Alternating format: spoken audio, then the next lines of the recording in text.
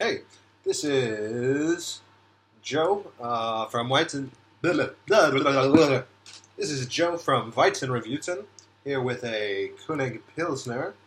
Um, Very common beer out here in Germany. Just a generic pils. I thought the first few videos we had a Niederrhein fucking alt beer, couple craft beers. Figured give you guys a little taste of the more usual things that you'll find over here in Deutschland. But before we get started, I do have to show you guys something really wild and crazy and somewhat hilarious. So we live in an apartment. Well, sort of an apartment. It's like a quarter of these old cats' place. They've got the house, and then within the house is like a separate, closed off like apartment, but we're basically still in their house. If you kind of get what I mean, we've got our own facilities and everything. We don't have to share anything. We have our own door and shit. But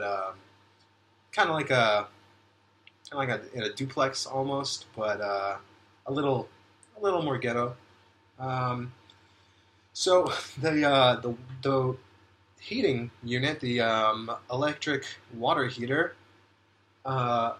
we noticed a while back that it had kind of like sunken into the ground, and this is before we even moved in, I think. The tiling beneath the heating actually broke, caved in. I don't know, water damage, anything, whatever, might be something. Who knows what it is? Anyway, today my partner actually opened the heating room open and said, "Hey, Joe, the water heater fell down." So I want to give you guys. Oh, whoa. Okay. So I want to give you guys a little quick look here. Oh my God, stepping on the good old fond fucking bag. Those bottles do add up very quickly. Not used to it, quite yet. I'm used to it, but not in the sense that I actually remember to take my bottles to the store in an orderly fashion. So here's the heating. That's fun, right? As you can see, there's let's see, right there is where this should be this should be connected. So this is a whole fiasco. Can't use like the hot water today, really. So no showers. They're gonna fix it tomorrow, but I just found that insanely comical. It's not necessarily so comical simply because of the water heater falling down. It's more because of the circumstances that led to the event.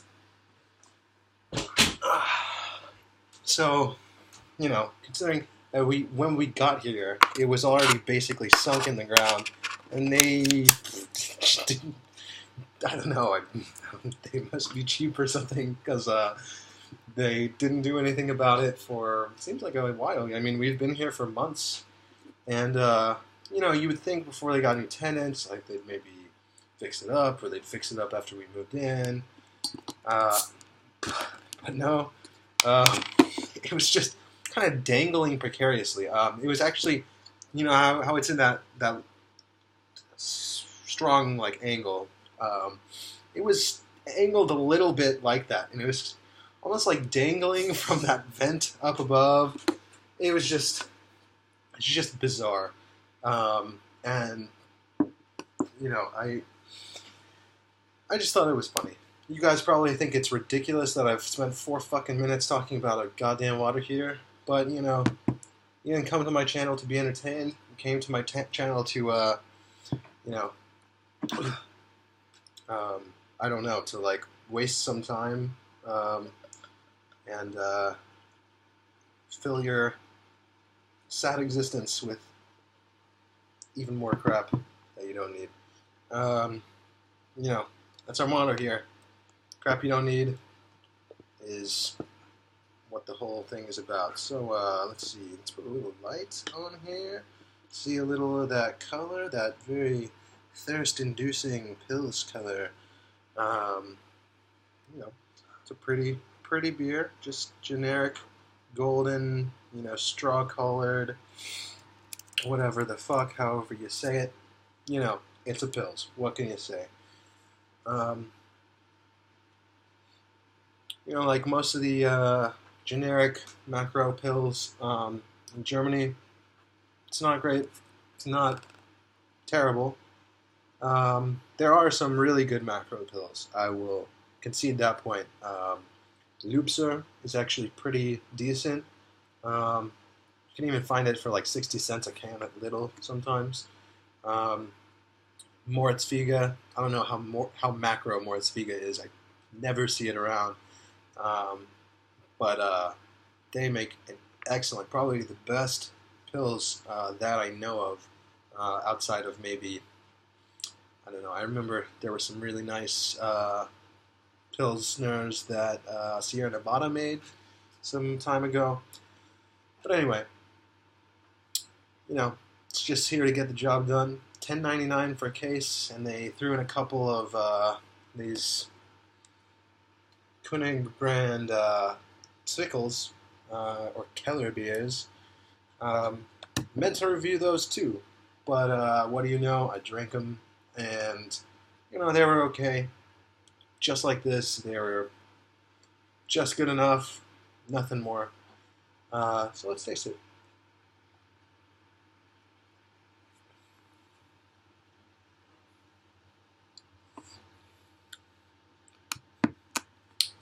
Now, really, the thing that stands out most is the biscuity, bready tones on the finish.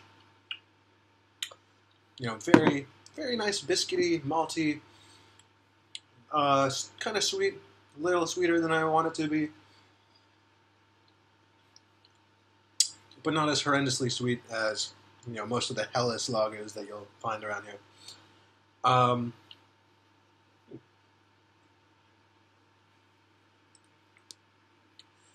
Hops are okay, nothing fine or very aromatic, just kind of a straight, plain bitter taste. Yeah, and this is made from water, malt, and hops. No extracts or anything. Gebraut nach dem Reinheitsgebot, which means it's brewed in the traditional way that in 1516 there's the Reinheitsgebot in Bavaria, a German beer purity law to keep people from adding poisonous herbs or other things to dilute or cut down their beer, basically just to keep a legal thing trying to keep people from making fucked beer. The only problem with it is that it's kind of contributed to this national attitude that anything outside of these brewing methods is inferior or is not quality. This is not the case. As we all know, in the States, in Belgium, places like South Korea, people are brewing lots of this very tasteful stuff with little herbs or spices or fruit adjuncts. The Belgians have been making lambics for ages, right? So Germany actually, as a whole, doesn't follow the Reinheitsgebot anymore. They replaced it with a slightly more relaxed law, permitting the introduction of like some other minor stuff, but it's still a little restrictive. There's a honey beer. I don't know the name, but there's like a Viking on it. some kind of Viking-esque word. Olaf, something trunk, something hammer. I don't know. It's won some European beer award or so. Um, but but I didn't like it. It just didn't hit me right. But this is like an award-winning beer. So people obviously like it, and yet under the German laws, it doesn't qualify to be labeled as a beer. It only qualifies to be labeled as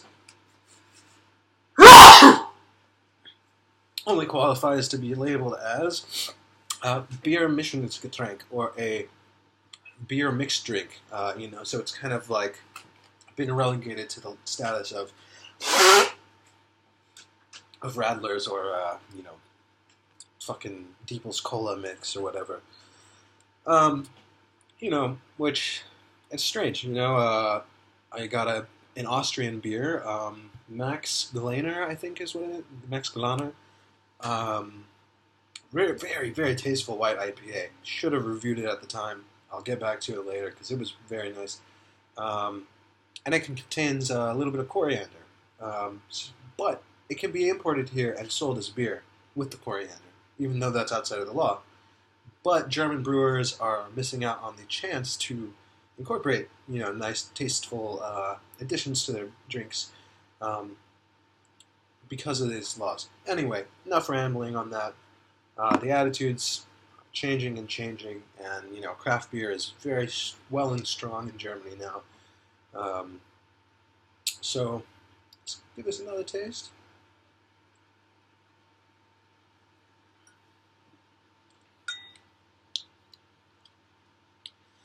Yeah, I mean, there's only so much you can really say about pills like, König or Bitburger, or let's do a little look at that. König or Bitburger, or who else? There's like a fucking million of them.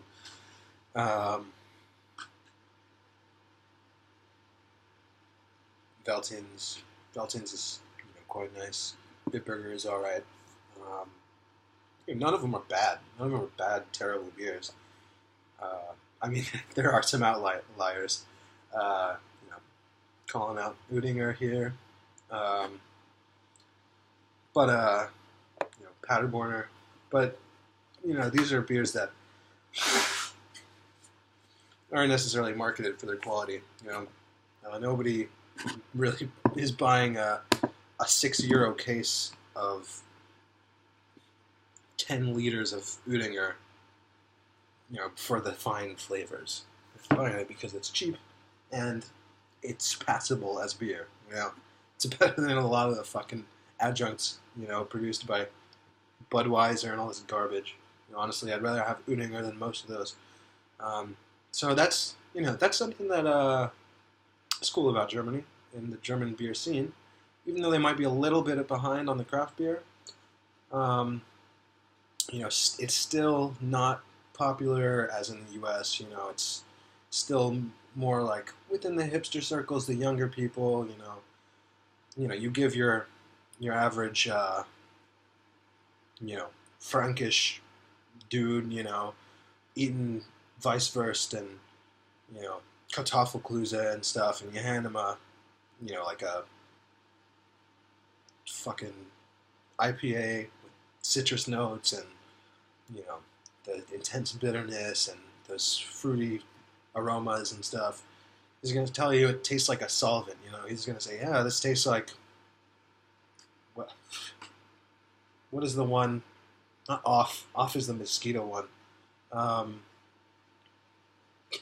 damn, I can't even remember the American brands. Whatever, Lemon Pledge. They're going to be like, oh, this tastes like Pledge, or this tastes like blah, blah, blah. Because it's not what they've been used to. But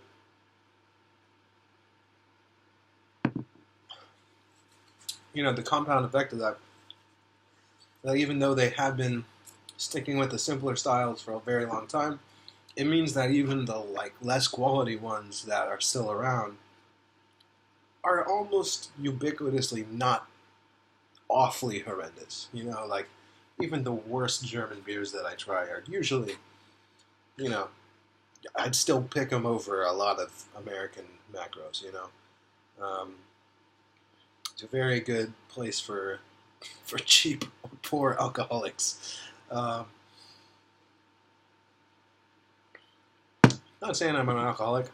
Not saying that I'm not. Uh, I think that uh, changes from day to day, week to week, year to year, month to month, whatever.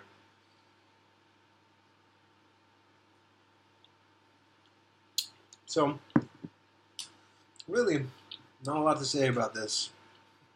I've been talking for 16 minutes. I haven't said shit about this beer.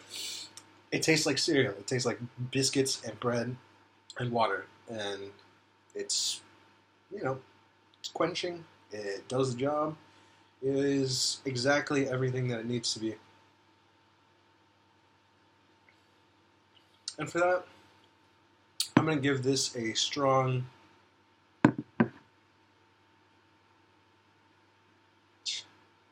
12 out of 20 Brapples.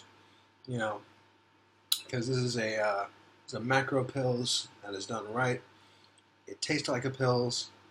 It's, it's very drinkable. Even for somebody with more, finer palate, it's not going to be offensive. It's not going to be like, whoa, God, I can't believe I spent fucking 60 cents on this beer or whatever. It's good. It's good, and I pick it up whenever it's on sale, because who can really like keep who can drink consistently with €2 beers or €3 beers or whatever. Gotta go that length for the taste, but you just gotta have enough to get your fix, because otherwise, if you're drinking that all the time, you gotta be balling, or you're gonna be hurting. Anyway,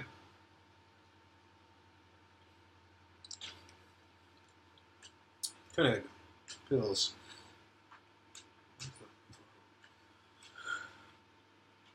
Generic pills for generic use.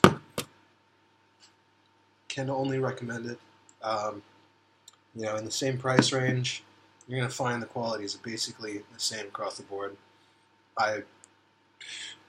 König or Kronbacher or Bitburger, those like €10, €8 to €12 a case beers.